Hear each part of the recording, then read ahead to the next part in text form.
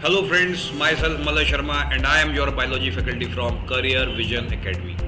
दोस्तों अभी तक हमने काफ़ी सारी ट्रिकी टॉपिक्स के बारे में बात करी है और आज मैं आप लोगों के सामने एक और ट्रिकी टॉपिक लेकर के आया हूँ जो कि आता है chapter number 13 from class 11th photosynthesis. और बच्चों उसमें एक जो बहुत खतरनाक टॉपिक जिसको माना जाता है, जिसको बच्चे जिससे लेकर के बहुत परेशान होते हैं, जिसको लेकर के जिसको पढ़ना उनको बड़ा कठिन लगता है, और वो टॉपिक बच्चों क्या है, केल्विन साइकिल।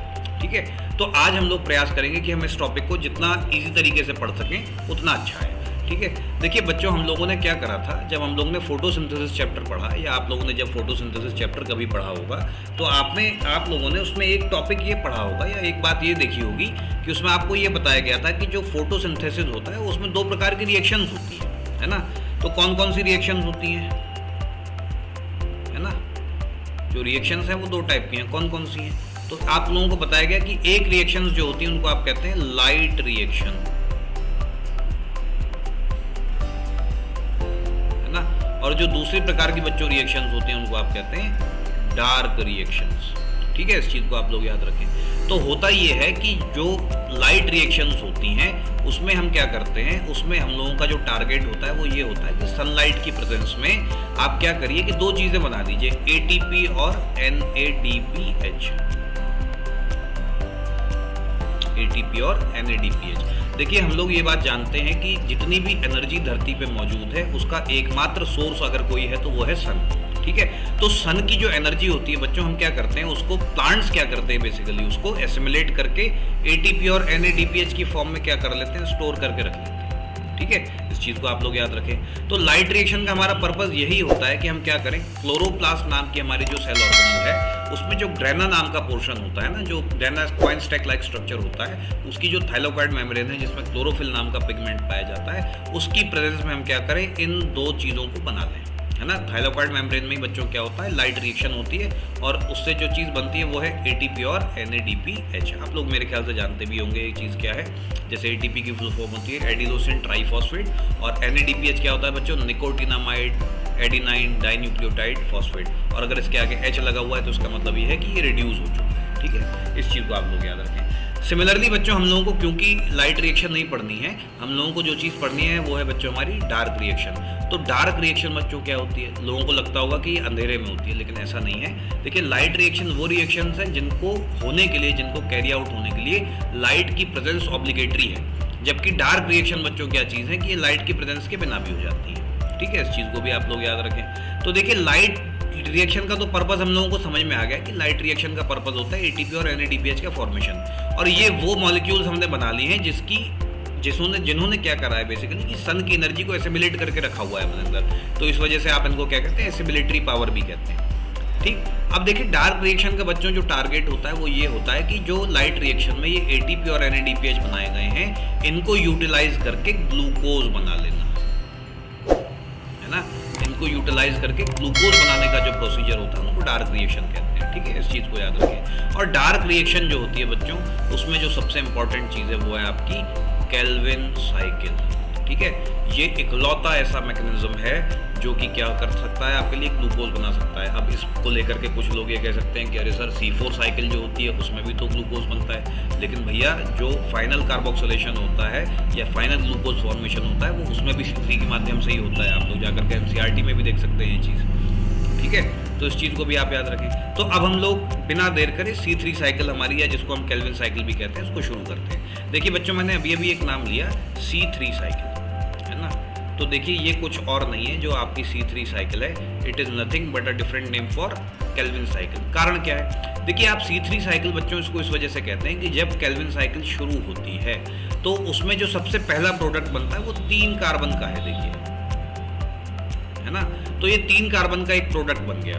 तो क्योंकि जो पहला प्रोडक्ट बना है वो 3 कार्बन का बना है, इस वजह से हम इसको बच्चों क्या कहते हैं, C3 साइकिल कहते हैं। इस चीज़ को भी आप याद रखें।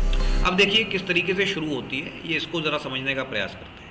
देखिए होगा क्या, हम लोग ये बात जानते हैं कि ग्लूकोज अगर हम लोगों को बनाना है तो ग्लूकोज बनाने की एक जनरल रिएक्शन हम लोग फोटोसिंथेसिस की बचपन से देखते चले आ रहे हैं कि भाई क्या होता है, 6CO2 है प्लस 12H2O है in the presence of sunlight, और chlorophyll gives rise to C6H12O6 plus 6O2 plus 6H2O। ये सब चीज़ें हम लोग बचपन से देखते चले आ रहे हैं। तो इसमें तो कुछ खास नहीं है। लेकिन मेन जो चीज़ है वो ये है कि हमें क्या करना है, CO2 को अब रिड्यूस करते हुए चलना है। आप लोग याद करिए कि मैंने जब आप लोगों को ग्लाइकोलिसिस पढ़ाई थी तो मैंने वहाँ पे आपको एक रामबाण दिया था, अब वो चलता रहेगा। यहाँ पे भी देखिए क्या है वो, CO2 है ना। अगर आप इसको रिड्यूस करेंगे तो क्या बनेगा, COOH।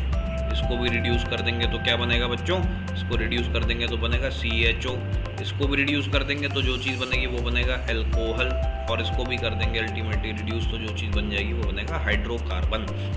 ठीक है बच्चों, तो यही हम लोगों को करना है, बस इससे ज़्यादा कुछ नहीं करना है। अब देखिए क्या करना है, आपको ग्लूकोज बनाना है। आप लोग तो बस इतना ही ध्यान में रखिए, ठीक है। इस चीज़ को ज़रा सा देख लेते हैं। अब देखिए ग्लूकोज बनाना है तो क्या है, बनाना किसकी मदद से, CO2 की मदद से। अच्छा, क्या CO2 प्लांट का पार्ट है? CO2 प्लांट का पार्ट नहीं है, CO2 तो एटमॉस्फेयर में पाई जाती है। तो अगर CO2 को प्लांट के अंदर आकर के ग्लूकोज बनाना है तो पहले प्लांट की मैकेनिज्म का, प्लांट का जो मेटाबॉलिक मैकेनिज्म है उसका पार्ट तो बनना ही पड़ेगा। तो कैसे बने, तो उसको किसी ऐसी चीज़ के साथ बाइंड करना पड़ेगा जो प्लांट के अंदर पाई जाती हो और जिसके साथ वो इजीली बाइंड भी कर सके। तो बच्चों जो सबसे पहला फोटोसिंथेटिक सबस्ट्रेट होता है केल्विन साइकिल में, या जिसके साथ CO2 सबसे पहले बाइंड करती है, वो होता है RUBP। RUBP क्या है, देखिए इसका नाम होता है राइबुलोज 1,5 बिसफॉस्फेट। ये एक शुगर है ना, राइबुलोज 1,5 बिसफॉस्फेट, ठीक, ये इसका नाम होता है। तो ये एक 5 कार्बन शुगर है, 5C, ठीक। और होता क्या है कि CO2 है यहाँ पे प्लस वाटर भी है, ठीक है। ये क्या करती है, CO2 आकर के इसके साथ बाइंड करने का प्रयास करती है RUBP के साथ in the presence of the most abundant protein in the whole biosphere, that is rubisco, ribulose 1,5 bisphosphate carboxylase oxygenase. इसके डुअल फंक्शंस होते हैं, ये कार्बोक्सिलेशन भी करवा सकती है, यानी CO2 को भी किसी चीज़ के साथ बाइंड करवा सकती है और O2 को भी करवा सकती है, ऑक्सीजन को भी करा सकती है। लेकिन यहाँ ये प्रयास यही रहता है, प्लांट का प्रयास यही रहता है कि CO2 ही बाइंड हो, है ना। इस चीज़ को आप लोग जानते हैं, क्योंकि अगर CO2 बाइंड नहीं होगी तो फोटो रेस्पिरेशन होगा, जो कि प्लांट के लिए बेकार है, ठीक है। इस चीज़ को भी आप याद रखें, बल्कि बेकार क्या, नुकसानदेह है। तो CO2 क्या करेगी, आकर के जैसे ही इसके प्लांट के मेटाबॉलिज्म में एंटर करेगी और इसके साथ बाइंड करने का प्रयास करेगी, तो ये 5 कार्बन का मॉलिक्यूल है और 1 कार्बन बच्चों किसके पास है, CO2 के पास भी है। तो 5 इसके 5 और इसका CO2 का 1 मिलकर के कितने होने चाहिए, 6। लेकिन 6 कार्बन का बच्चों कोई एक स्टेबल प्रोडक्ट नहीं होता है, तो क्या होता है, बीच में से ये प्रोडक्ट टूट जाता है और 3-3 कार्बन के 2 प्रोडक्ट बन जाते हैं आपके पास, और जिसको आप क्या कहते हैं बच्चों, देखिए PGA कहते हैं, फॉस्फोग्लिसरिक एसिड। में यहाँ पे इसका पूरा नाम भी लिख दे रहा हूँ, phosphoglyceric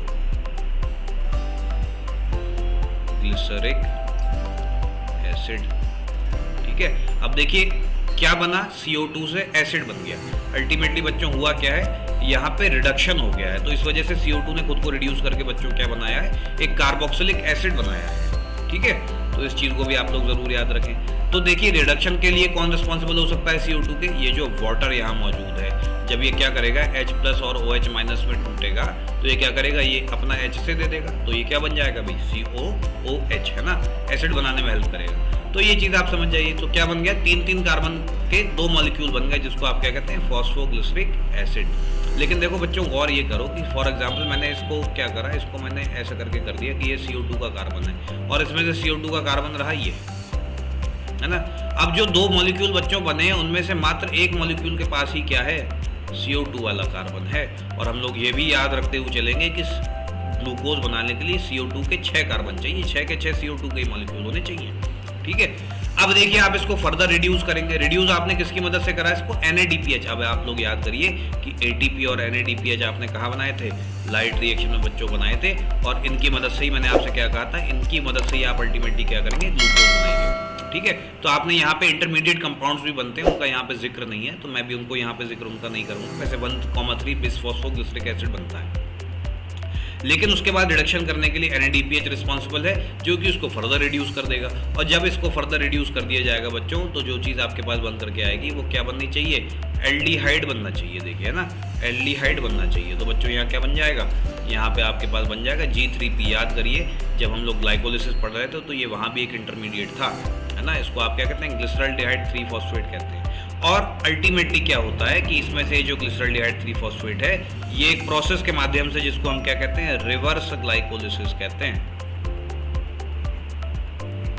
reverse glycolysis, reverse glycolysis की मदद से क्या होगा कि ये जो G3P बन गया, ग्लिसरॉल्डिहाइड 3 फॉस्फेट बन गया है, इससे फिर क्या बनेगा 1,3 वो आपका जो फ्रक्टोज बनता है ना, वो बनेगा, फिर फ्रक्टोज 6 फॉस्फेट बनेगा, फिर ग्लूकोज 6 फॉस्फेट बनेगा और अल्टीमेटली आपका ग्लूकोज बन जाएगा। ठीक है, तो ये रिवर्स ग्लाइकोलिसिस के माध्यम से क्या होता है अल्टीमेटली बच्चों, आपका ग्लूकोज बन जाता है। लेकिन मैंने आपसे देखिए क्या कहा, मैंने आपसे कहा कि आपका जो ग्लूकोज है ना, वो क्या है, यहाँ पे आपकी जो CO2 है, आपने CO2 का एक ही मॉलिक्यूल लिया है, तो CO2 और हमें चाहिए कितने CO2 के 6 मॉलिक्यूल्स चाहिए। तो देखिए होता ये है कि 6 केल्विन साइकिल्स है ना, 6 Calvin cycles have to run together for making 1 molecule of glucose. ठीक है बच्चों, तो आप लोग इस बात को जरूर याद रखें। तो केल्विन साइकिल एक ऐसा मैकेनिज्म है जो कि अक्सर बच्चे क्या करते हैं, जिसको लैग करते हैं, जिसको लेकर के परेशान रहते हैं। तो मैंने एक छोटा प्रयास किया है आप लोगों को समझाने का